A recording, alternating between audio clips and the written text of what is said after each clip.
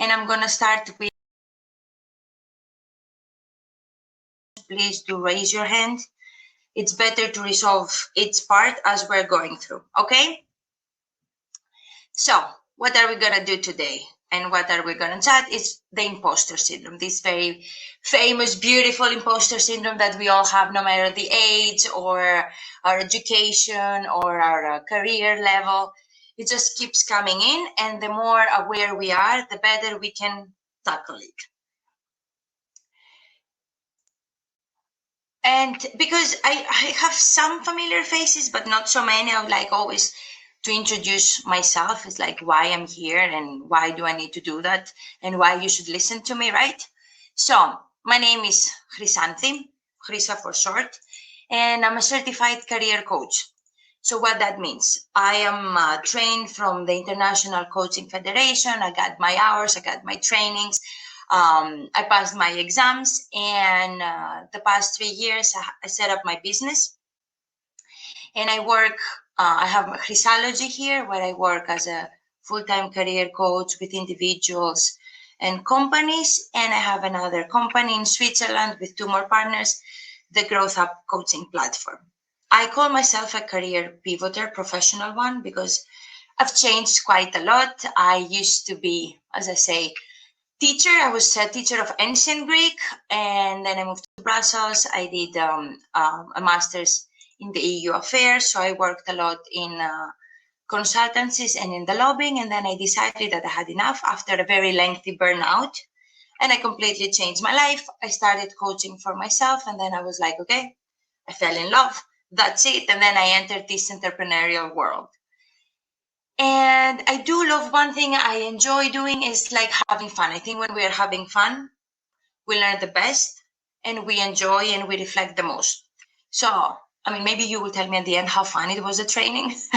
It's still a heavy topic, but my intention here today is to just learn something out of enjoying. And maybe I will ask you also to have an intention, whether you want to put it in the chat or you want to write it on the piece of paper. What is the intention of you from today? It's really important to just like, it's great to be open and to join these workshops and trainings, but the more focused and intentional we are, the better it will be for us. So if somebody wants to share in the chat, feel free. If you don't want to share, that's absolutely fine.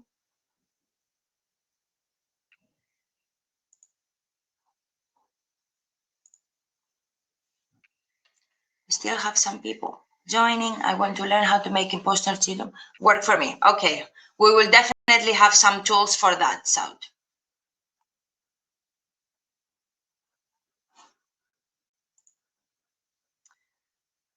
Welcome to the new people that they are joining. Okay, I want to learn how to manage imposter syndrome and develop techniques. Yes, definitely. We're going to do all that. I want to learn. Yes, opportunity to expand my network and learn. Be confident in career change when you're a freelancer. The imposter syndrome hold me back. Definitely, imposter syndrome holds us back. And we're going to definitely solve many of your problems. Fantastic. So, after working with quite few people for the past years, I saw that there are many common patterns. And after small investigation and a few readings and such, I merged them into 5 types. Sometimes you might feel like, but I don't have just this. I feel like it's this and this and this and that. That's because they all somehow work together. And let's go to see what are these 5 types. First of all, we have the perfectionism. How many times we heard like, like this, like negative, what are your strengths and your weaknesses that they give sometimes in the interviews. And it's like, I'm such a perfectionist. And we are saying it like as a negative, but such a positive way. Perfectionism is like the self-doubt on high heels. That's a Dean Graziosi quote. And I really like it, because we think sometimes just because it has the word perfect, that it's something like positively sounded, but it's like it's actually a big imposter syndrome that many professionals that do face. And why is that actually an imposter? Because we set excessive high goals, which of course they lead to very small room for mistakes. And I mean, of course, you will not tell me, Chris, I do that on purpose, so I just put such a high goals in order for me to fail. No, that's all the unconscious, how unconscious works. And that's why we want to bring awareness into this like imposter talk of us. So it's like this song that I have here from the Rolling Stones, I get no satisfaction. It's pretty much this, is constantly striving for new goals, better, higher, more improved, bigger things to do. And then you don't really enjoy the moments that you get this milestone done. How many of you feel like you've got like a little bit of perfectionism inside you? Just put the hands up or put like the reaction. Yes, we have some. Yes. Yes, I see the laughing behind is like, yeah, probably. Yeah, there are some elements there. So we got the first one, the perfectionism. Then we have the superhuman. And I like to play a little bit with the words because like they can sound a little bit positive, because our inner dialogues is what it says, like, but you know, I wouldn't be where I am if I didn't have like this like imposter of just pushing and do better and do higher and do more. But that's a little bit the bullshit that we say to ourselves. So the superhuman, the second imposter is when you push yourself to work harder, faster, you need to do more than the others. You're checking with the working environment. I'm the one that always run around and just cover the shifts of the others.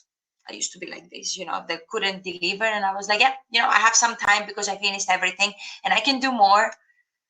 And there is an important element there is the lack of boundaries.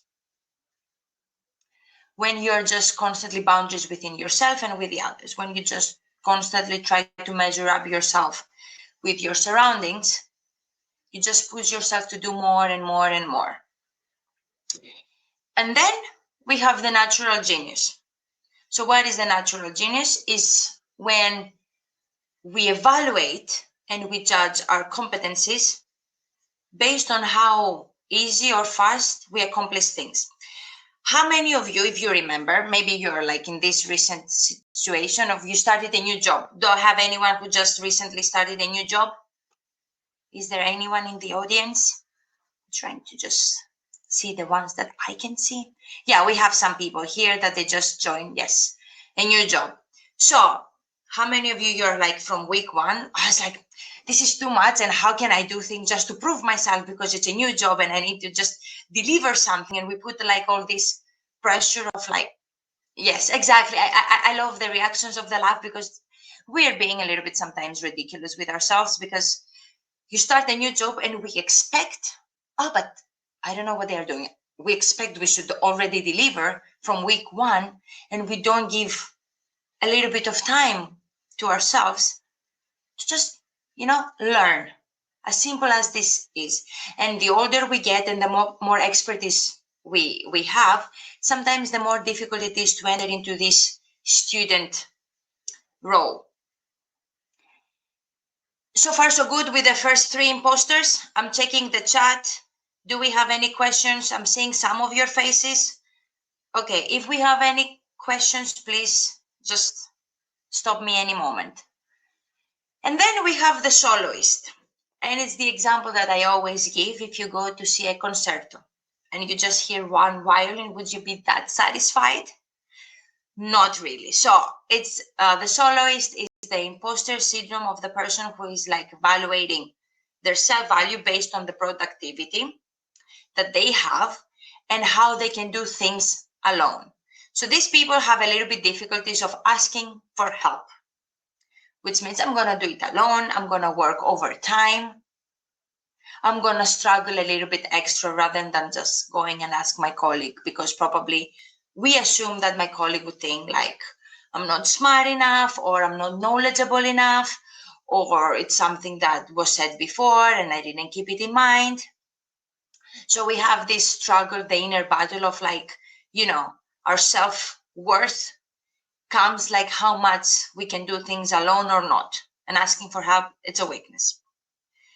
Do we feel like a little bit of a soloist, anyone here like a little bit of struggling with asking for help, especially if we are a little bit more advanced in our career, that we are like, like it's a little bit hard? Yes, I see some of you doing the reactions. And then we have the last one, not realizing that our managers actually often want us to ask. Yes, exactly, Chris. It's exactly like this. We always run into assumptions based on our fears. Our assumptions is a little bit our mirroring of what we are afraid for ourselves, and then we think everyone thinks like this. Is the example that I give sometimes of the pimple. Like if you ever had like this random pimple in your face and you're out and you think like everybody's watching your pimple but nobody cares. It's kind of like this thing with how we feel. Sometimes we mirror it towards others. And the last saboteur or the last imposter is the expert.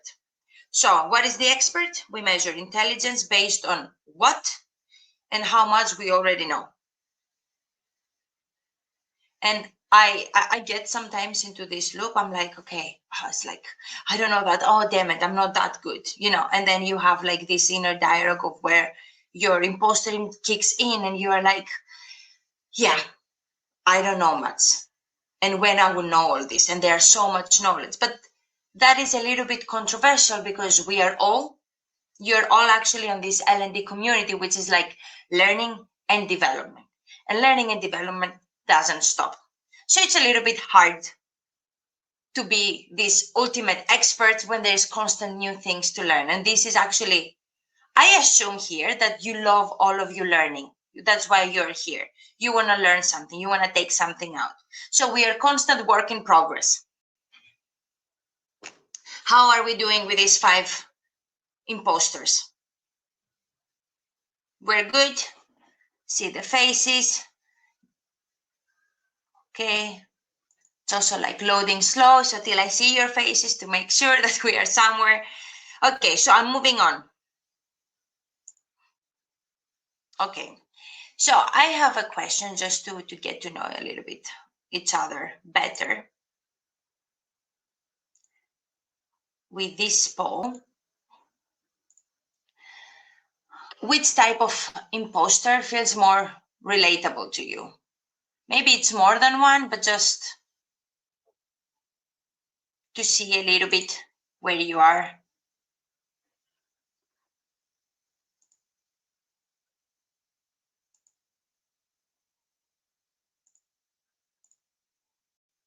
Okay. Okay. That's interesting.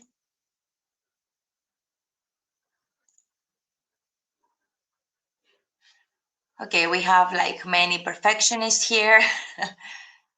We have the superhuman, we have the soloist. Interestingly, we don't have the natural genius, which makes sense. That's also very much depends on the field and the area of the work. Okay, I'm checking. I feel like I have all these imposters. Yes, that could be very much possible, Maxim. There's like, like there could be some parts that they can work together or a little bit of everything. That's why they're like, they're very much related. It's under the imposter umbrella. And actually, there's nothing right or wrong. We're going to learn how to, let's say, block a little bit when we get the hijacking. Thank you all for sharing. I see we have a winner, the perfectionist, which is funny. Okay. Close poll. I'm going back to my presentation. So we're going to start a little bit understanding more the signs of the imposter. In order to tackle imposters, we need to just be able to recognize what we need to be looking at. So what are some of the signs? You believe that you aren't worthy, maybe, of your position, despite working hard to get there. And sometimes that happens after you receive a promotion or after you get the new job, after like working like really hard on that. And then the moment you get there, you're like, Yeah. And now that I got the promotion, maybe I'm not that good to do the job. Or now that I got the job, maybe I wasn't the best choice. It's these small like thoughts that they just buzz in the head and they just come and eat a little bit our brain. You think you attribute your success based on external factors or deception. Ah, that was like, that happened because I got all the support of the team or of my manager. That happened because it was not a very busy week. We just allocate these kind of small successes or big successes to other factors around. And sometimes you dwell on your mistakes and you assume others don't make the same mistakes as you do. So I had actually this week already. It's Monday. So it was actually today. Imagine how much I blocked it from I sent the wrong email. As simple as this. I sent the wrong email to a wrong person. And then I had this moment of like, come on, Chrysa, you don't do these things. Well, I don't do these things. I did it because when you just like on the floor and you just do things fast, that's what happens. So I spent 5 minutes of like, that was horrible. And I was beating myself a little bit. And then I'm like, you know what? Shake it off. It happens. Move to the next. So simple things like this. And then you're constantly worrying about being exposed as a fraud. Maybe some of you have felt like, I don't know what I'm doing. I keep doing it at my job. Somehow it works. But it will come a point that they will just know that I don't know what I'm doing. And then it comes the part of the comparison. We compare ourselves with others, and we found some elements, specific elements to compare ourselves, whether it's like competence, whether it's skills, whether it's intelligence. And imposter normally comes more often in full force when we are starting a new job, when we are doing a new thing, when we start a new project, when we change jobs. These are the moments where we are more exposed because we shift from the things and our routines into the things that from our safe zone. When we expand, let me put it like this, when we expand our learning zone or our growth zone, that's where imposter kicks in. Is it clear? Yes, I see, Leisa, can you also sabotage yourself as an imposter? Imposter and saboteur, it's same thing. Saboteurs is like you sabotage yourself, and imposter is like, this element that it comes and blocks your way forward. So there is this imposter syndrome circle. So what it is, I start a new project here or a task, whatever that is, a new job, a new project, a new collaboration. And then anxiety, procrastination, or over preparation kicks in, depends on our saboteur. We do what we need to do, the project is being completed, we get like a small relief of like, okay, it's done, I did it. This kind of short sense of accomplishment. And then it comes the voice, the rationalization. I was lucky. Somebody else would have done a better job. Thank God I had my colleague that could just support me. I don't know, stars aligned, whatever, like it was a nice day and everything went smoothly, externalizing, as we said. And that brings back this increase of self-doubt. It comes back this anxiety, and we are feeling like a fraud. How do we see this imposter circle? Is it related? Is it not related? Would you add? Would you remove something?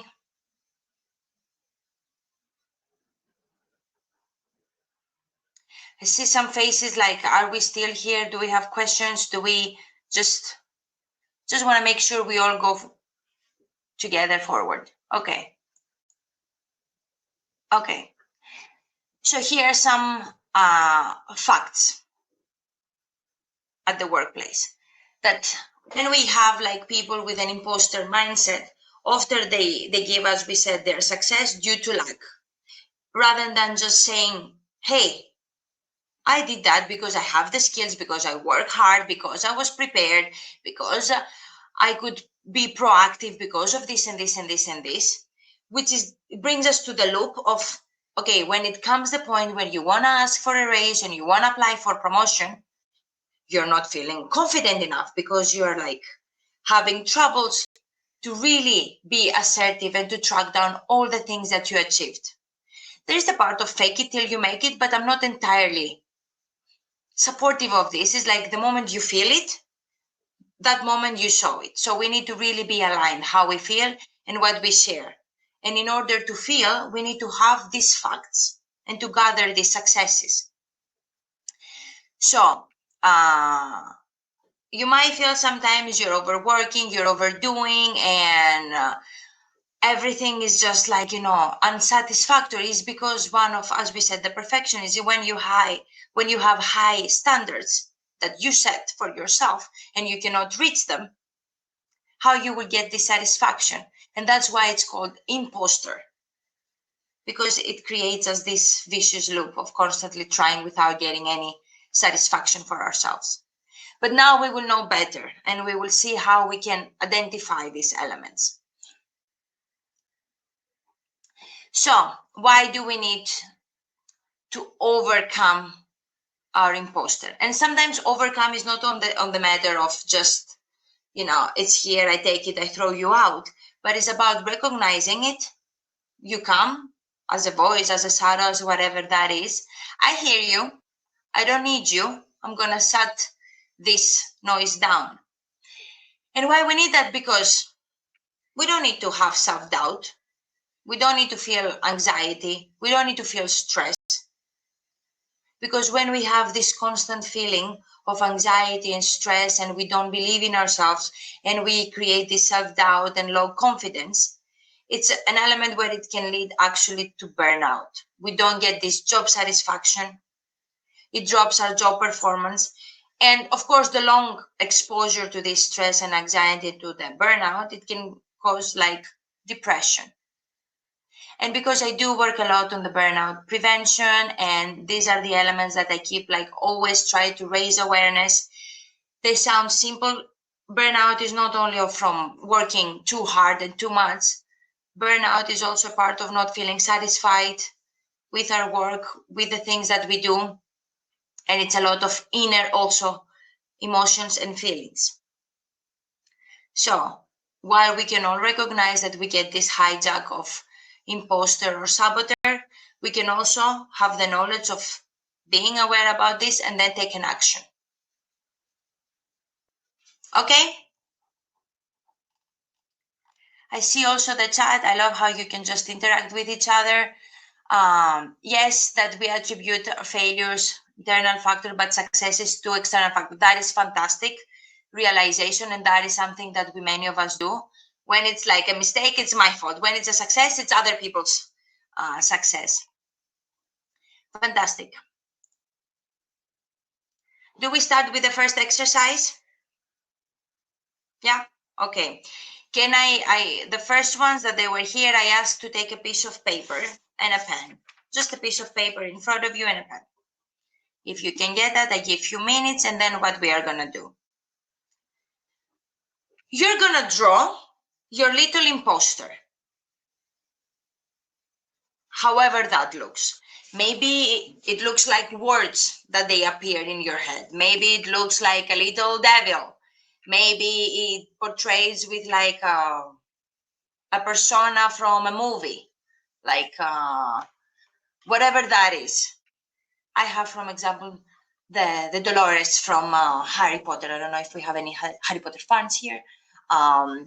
Whatever that could be, how your imposter would look like. Take a few moments and then just draw it. It's not a drawing competition, so it doesn't matter. Please just be aware about it.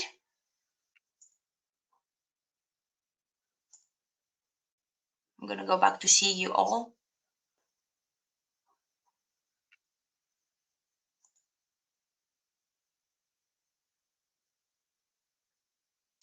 So if you're reflecting, maybe there are words that they come. Maybe you can start writing words. Maybe it's like, I don't know, how you see your imposter is like as a shadow. Maybe you see it like as a small person of mini version of you, or maybe it's something with whatever, like a rose with how you call them, thorns, like the, and it's yes, I see some English speakers just to wait. Thank you guys. um Maybe if you have drawn something and you would like to share, you can put it in the camera. I'm curious.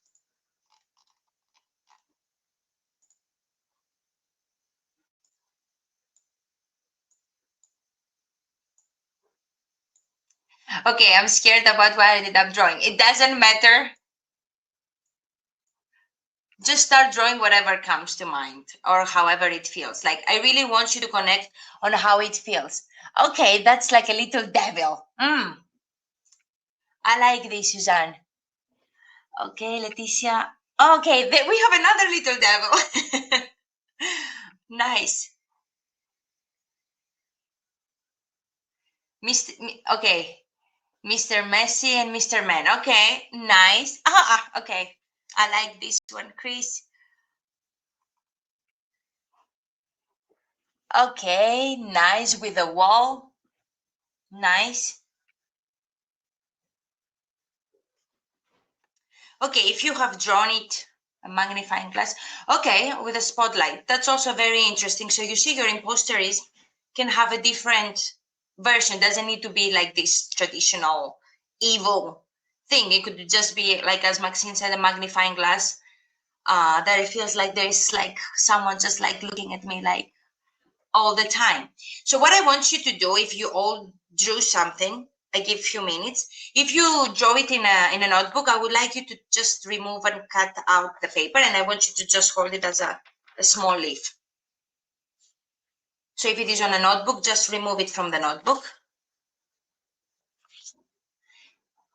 Oren, I see you're still drawing. Juliette, take your time. It was not to stress you. It doesn't matter. It could just be something that it is representable. Judith, I see you're still drawing, right? Nadia, you have something? Yes, okay. Okay. I need to shift the channel so I can see you all. Okay, so what we're gonna do is I want you to hold the paper. And what are we gonna do? Okay, this is our imposterism, but this is a very good embodiment and creative exercise. What we're gonna do is just gonna do like this, and we're just gonna tear it apart into many, many, many pieces, or as many pieces as you want. And you will tell me, okay, Chrysa, I see. Yes. Like, do it like you feel it. You will tell me, okay, Chrysa, okay, tear it apart. Does it mean it's gone? Oh, yeah. No, it's not gone. It's not gone at all. But that is just a very simple way to externalize the feeling. This is not who I am. This is something that I get hijacked. And when you have like the drawing, you have a more clear picture of this little imposterism or this little devil, this magnifying glass, whatever that is, the wall, the words. And when you tear it apart, you're actually embodying the distance between you and your imposterism. Okay? Again, problem is not solved just because I tear it apart. It's like it's gone. I put it on fire, I throw it in the garbages.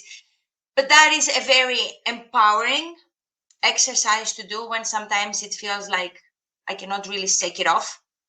So I'm just gonna draw you because we use the movement of our hands, we use our eyes, and we use our creativity, which is part of the two poles of our brain.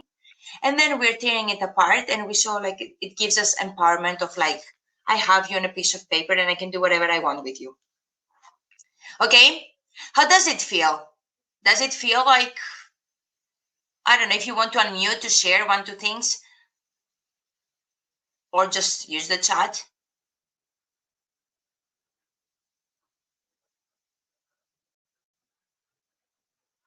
Surprisingly good.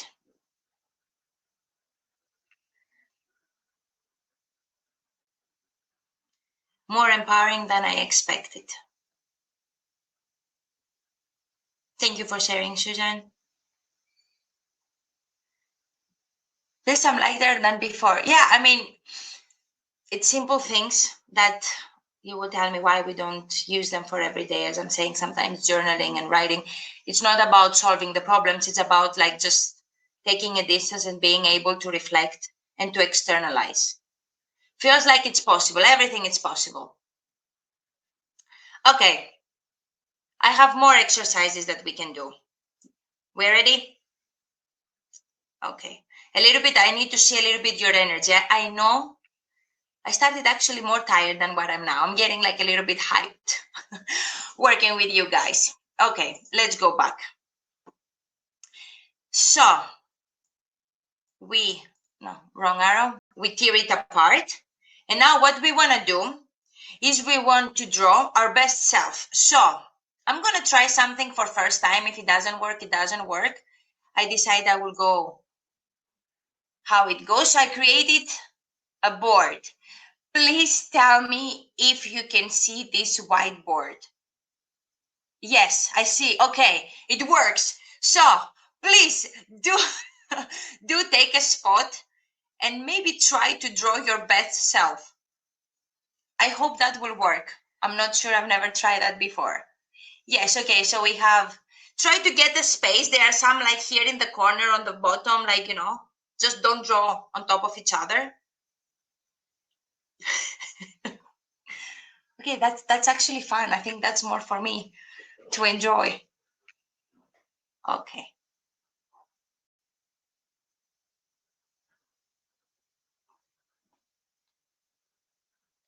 If you don't want to do that there and you prefer to do it on a piece of paper, please feel free to do as you deem appropriate.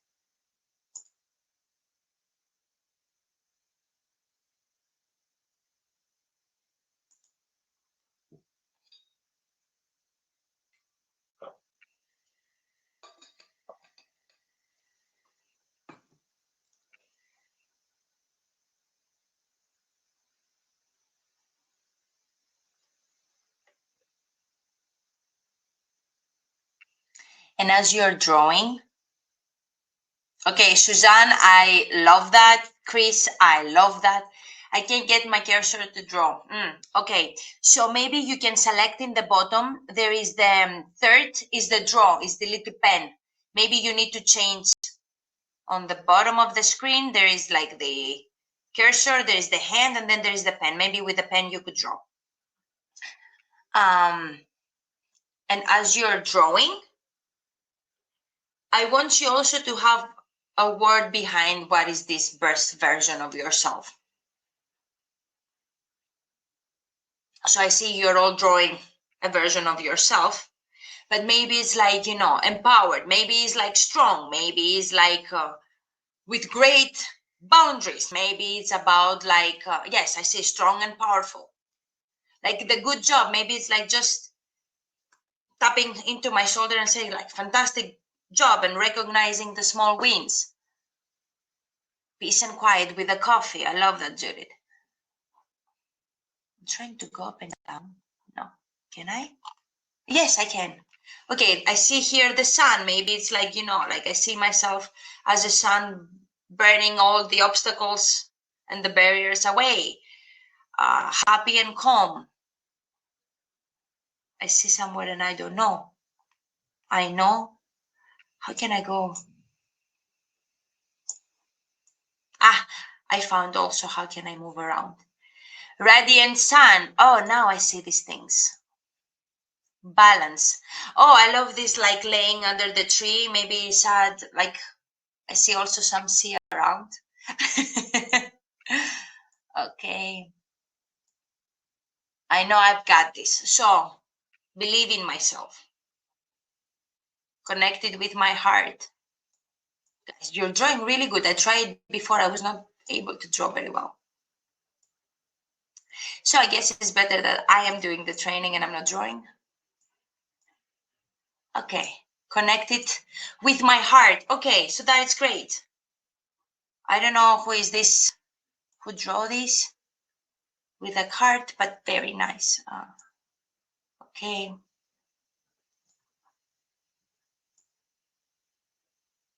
Try not to draw on top of each other. There's a lot of space. If you take the little hand from the bottom, you can move left and right and take some space.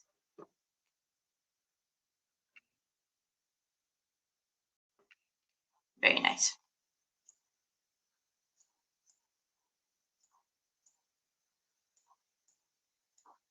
Do I give a little bit more time or we're good? We want to draw a little bit more.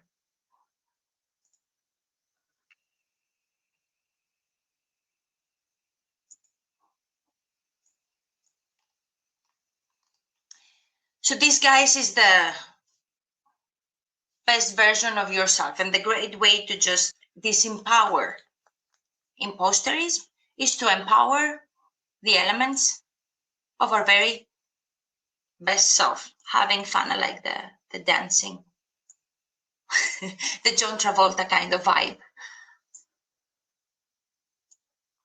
Happy, calm, connected with people, confident in making mistakes. Very nice. So you'll get wild here, which is great, but I'm gonna slowly start stopping. How do I stop that? Stop. Okay. Huh? Close.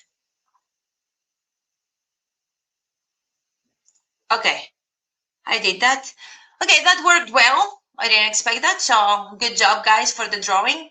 How it feels like drawing your best self, or just even reflecting what would be the best self, because sometimes also best, what means best, right? Sometimes we think like, oh, I'm missing this, I'm missing that, and at the end of the day, it's quite simple, the things that we need and the things that we want. We might want just to feel empowered, confident, calm, peaceful, happy, fun. Fun, it makes me already positive. Fun, freeing, also because it's impossible to make it look perfect. That is a key word. Chris, we talked about this perfection. Maybe we can try to just, recognize this and change a little bit the dialogue and the words that we use. We don't want perfect. I'm always saying, like, we go with the 80%. 80% is good enough. I apply the same at, with my clients. If 80% is good enough. 100% it's already this perfectionism. Fun, reassuring. Yes. Okay, great. There's something great about playing without the opposite of judgment. Yeah, sometimes like, drawing and we're going to try a few more exercises because not everything aligns with everyone. And I'm always trying to give different options. But again, these are suggestions. The idea is like you take what you need from here and then you try to find your own way to make it work. So, back to the presentation a little bit more. So round 2 is a little bit the power of writing and the power of embodiment. What that means, some other ways to overcome our imposter. Well, our mind runs and we think a lot of things, and what we need to do is just notice and learn. So the best way to manage imposter is to address this, as I say here, cognitive distortions that they contribute to them. So just what it means, we just need to be aware and attentive of what we think. So as we might be taking care of ourselves and not eating, just junk food every day, the same thing, we don't need to think junk and allow our head to be filled in with this every day. So how can we do it? It's just we need to take a step back and see the bigger pictures. And when we have these feelings of like, I'm not good enough, it was not like so much an achievement of mine, but it was a team effort and blah, blah, blah, blah, blah, blah, blah. What are the facts? And I'm very fact-based person. So it's not about like just believe and think. No. What are the facts to support this thinking? And sometimes by empowering this like positive, the sage pole of our brain is just focusing on the positive things that they're happening in our life. It's the glass half full of half empty. I mean, it's the same water there. You're gonna drink the same water whether you think it's half empty or half full. but it's a matter of attitude. So with that, I want you maybe to just write down one to two, three things that you're grateful for today. And we're gonna start with this practice. I put here the poll, or maybe you're having a very difficult period and everything pretty much looks like shit. I understand. But sometimes in this moment, try to find these small, tiny things that we are grateful. Maybe you had a fantastic coffee in the morning, or maybe you were going to work and, your colleagues, they were very nice and kind with you, or maybe you had a fantastic meal, whatever that is.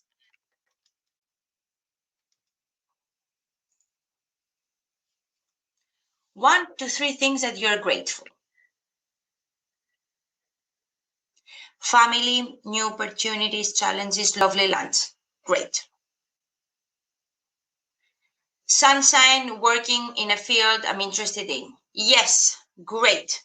My dog playing, team meeting was fun and warm, and my girlfriend made me coffee. Great. Family, strong support system, health. Sometimes they're very generic. Sometimes they're very specific. And to be honest, when I start with my journaling, I have it here. It's my second year. I don't journal every single day, but I journal on a very weekly basis. Sometimes I was starting with weather, family, friends, and then I was getting very specific because that's also like your brain is getting warmed up. Okay, supportive family, partner, gorgeous son, good conversation with a colleague, that is fantastic.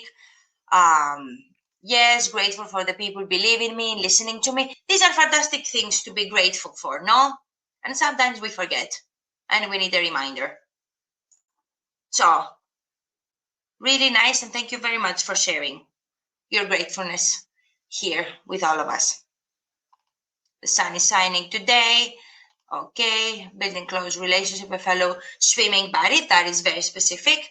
My willingness to take initiative and to review meaning.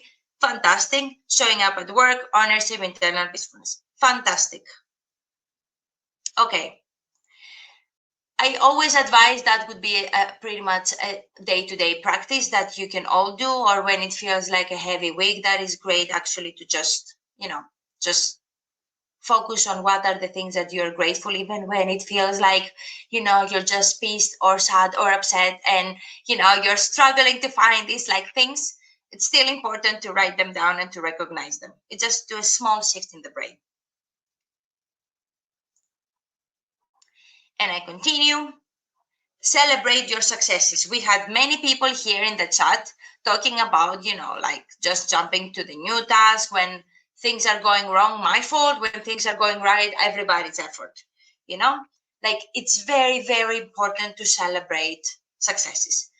When I work with my clients, we focus a lot on this thing, and not big successful successes we took this money, we got a new client, we got this and that.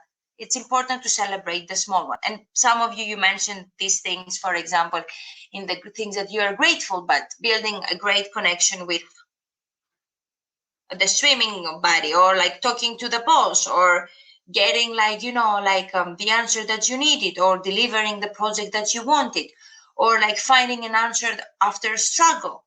These are things worth celebrating. So do I give a minute to see if someone wants to share a big success or a small success of today?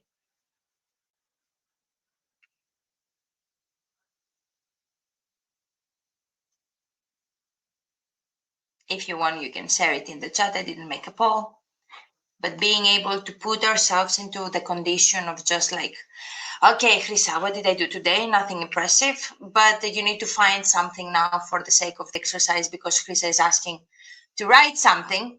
So what did I do? What can I write that I feels like success?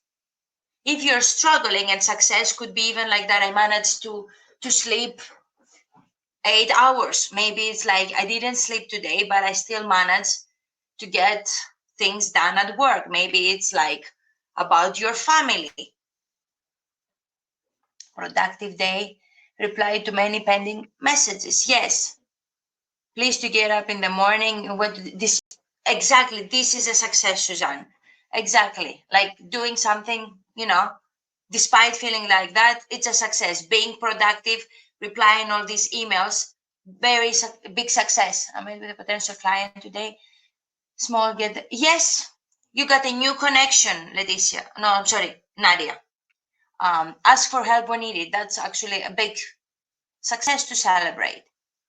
Share my ideas. Yes, I found out that I needed a pause and a bit, and being sincere with myself. That's huge, Sarah. Given responsibility in my role at work because I'm trusted and I get the job done. Nikki, fantastic to celebrate yourself for making the others to realize your worth. Great.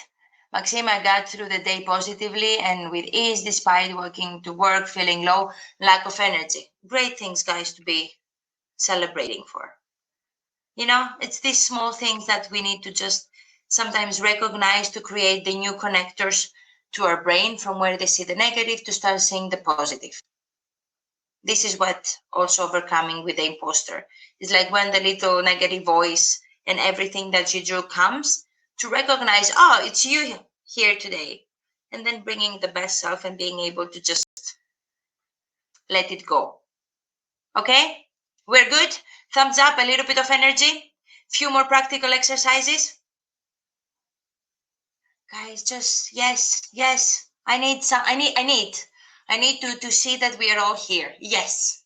Okay. Let go of the imposter is cultivating self-compassion. And is the basic question and answer. How would you reply to your best friend, to your kids, to your partner, to the people around you? Are you replying to yourself the same way? I can assume many of you might have different standards for yourself than with the others, and we are a little bit more harsh. So we need to focus on the small steps of progress rather than aiming into this perfectionism. And when we fail and when we make a mistakes and when we are like, feel like all this is failing, we need to change the dialogue. Okay, I failed, I made a mistake today, but that's where the opportunity of growth is. So what can I learn from that? I lost a client. What can I learn from that? I lost a project. What can I learn from that? I had a really bad conversation with my manager. What can I learn from that? And self-compassion can help you to let go of perfectionism. And we're going to try a very basic exercise of self-compassion with ourselves. Very basic. I see the ones that you're like having the camera. If you're not in the camera, try to do it unless you're driving or walking. Just, But a basic exercise of self-compassion is just this. Pretty much hugging yourself. Hugging yourself, why it's good? Because self-compassion is like here, close to the heart. So it's this level of the hug. And you're touching your body, so it feels like you're hugging. And you're being yourself's best friend. Okay? So whether when you feel like a moment of like, getting too much or like, you feel like a little bit like upset with yourself, take a deep breath and just do this, or just put your hands into your heart, whatever works. Whether you're in the middle of the office, you can still do that. You can go to the bathroom, as I'm always suggesting, and just take a moment to just, find your inner balance and your inner self. But by doing it or this, and not just saying it or thinking of that, it has a different power in your body. When we get stressed, the body reacts, right? We breathe fast, we have like our heartbeat, our breathing is a little bit like hyperventilating. So the body reacts, we're not just mind.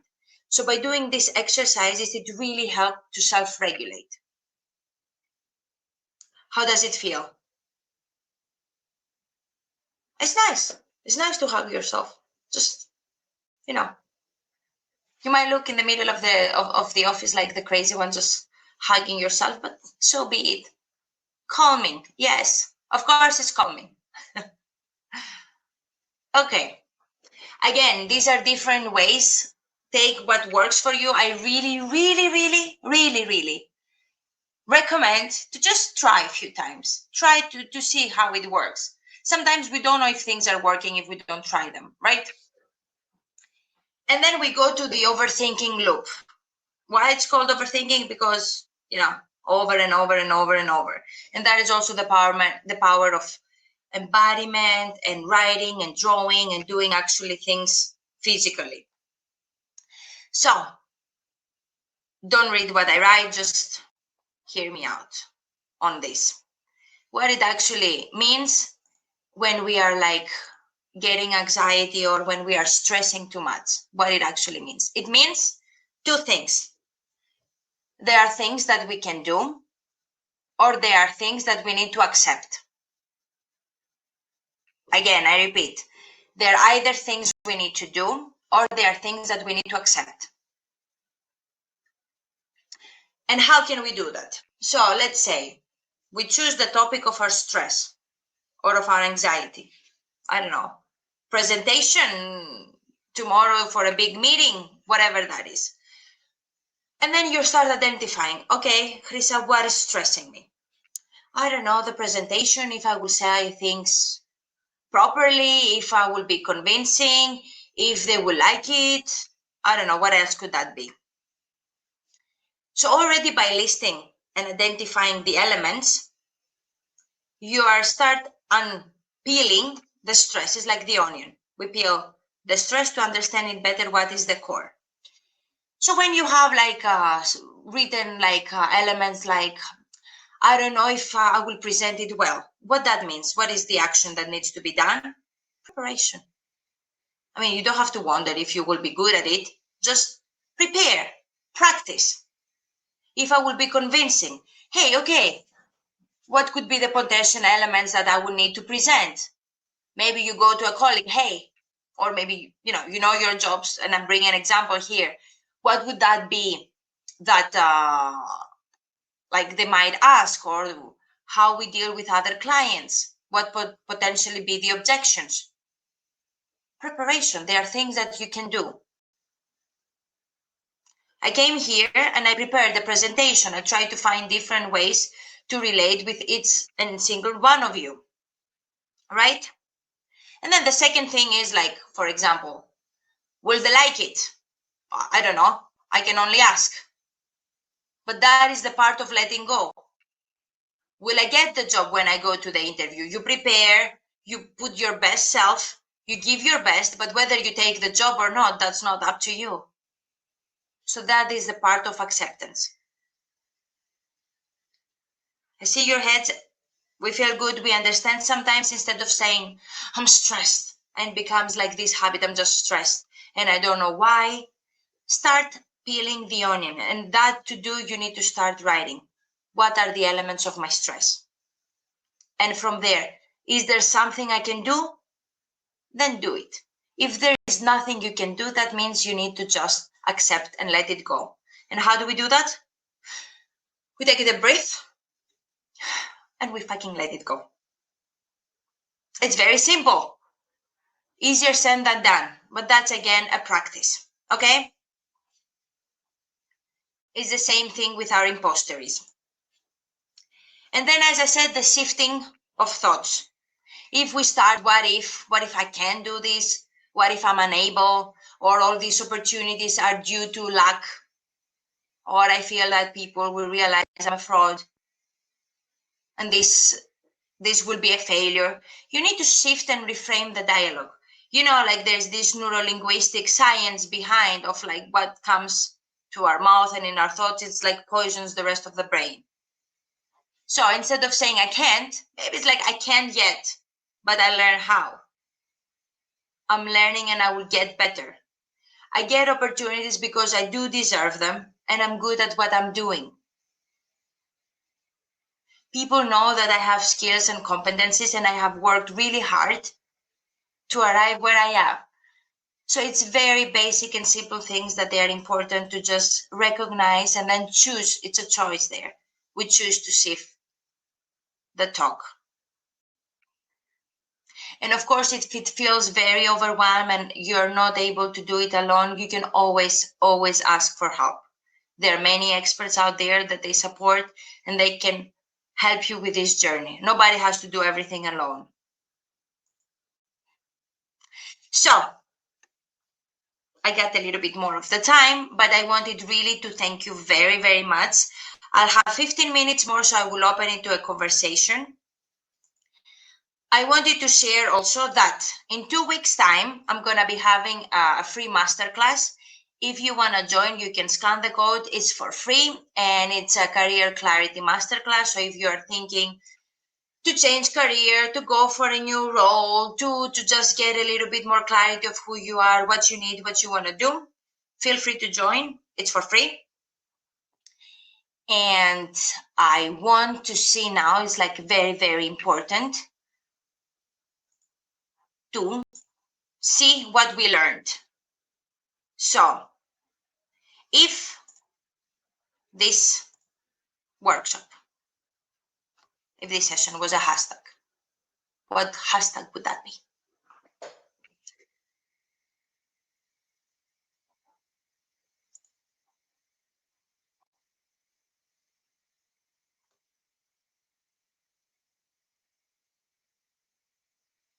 Banish the negativity. I love that. It's okay.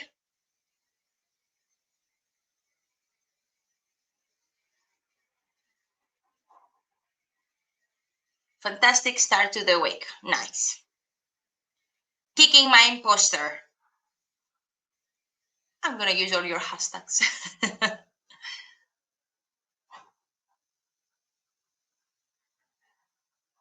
Fight back your imposter. I'm not the only one. Let's move on. It's possible. Getting real about yourself. Progress over perfection. Get out of your own way. These are great hashtags, guys. Okay. So I'm going to stop the recording.